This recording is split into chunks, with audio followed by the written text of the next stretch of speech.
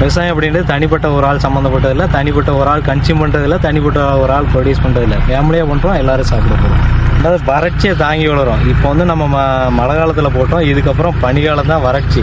இந்த வறட்சிக்கு ஏற்ற பயிர் அப்படின்னா நம்ம கொட்டமுத்து பரவாயில்லைங்க. நம்ம அறுவடை பண்ணதுக்கப்புறம் யாருக்காவது சீட்ஸ் வேணும் அப்படின்னா நம்ம டேரெக்டாக கொடுக்கறது ரெடியாக இருக்கிறோம். இது கடையில் வாங்குறத விட நம்ம கம்மியாக தான் கொடுப்போம். ஏன்னா நம்ம டேரெக்டாக கொடுக்கறதுனால கம்மியாக கொடுக்கலாம், நமக்கு எந்த லாஸும் ஆக போகிறது இல்லை. இப்போ வந்து நம்ம ஃபஸ்ட் டைம் ஒரு ஹார்வெஸ்டிங் பண்ணிட்டோம்.